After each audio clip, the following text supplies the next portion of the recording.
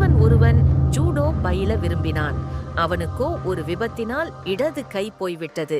எனினும் இந்த குறையை பொருட்படுத்தாமல் குரு ஒருவர் அவனுக்கு பயிற்சி அளிக்க ஒப்புக்கொண்டார். தினமும் பயிற்சி அளித்தார் குரு. ஆனால் ஒரே ஒரு குத்து வித்தை தான் சொல்லிக் கொடுத்தார். 4-5 மாதங்கள் சென்றன. அப்போதும் அதே பயிற்சிதான். சிறுவனுக்கோ ஒன்றும் புரியவில்லை. ஆனாலும் தொடர்ந்து பயிற்சி மேற்கொண்டான்.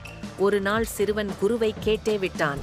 இந்த ஒரு குத்து போதும் உனக்கு என்று சொல்லிவிட்டார். நாட்கள் கடந்தன. குரு சிறுவனை போட்டிக்கு அனுப்பினார். ஒரு கையுடன் வந்த சிறுவனை பார்த்து பலரும் அற்பமாய் எண்ணினர். ஆனால் நீங்கள் நினைத்தது சரிதான். வெற்றி சிறுவனுக்கே. தன்னை விட பலசாலிகளையெல்லாம் ஆக்ரோஷமாய் எதிர்கொண்டு வீழ்த்திவிட்டான். எல்லோருக்கும் ஆச்சரியம், சிறுவனுக்கும். எப்படி குருவே என்னால் ஒரு கையை வைத்துக்கொண்டு ஒரே ஒரு குத்து பயிற்சியை மட்டும் கற்று வெற்றி பெற முடிந்தது என்று கேட்டான். குரு சொன்னார், 2 காரணங்கள்தான். 1, நீ பயிற்சி செய்தது ஜூடோவிலேயே மிகவும் கடினமான குத்து.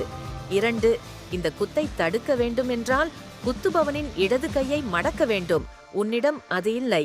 குருவுக்கு ஆத்மார்த்தமாக நன்றி சொன்னான் சிறுவன்.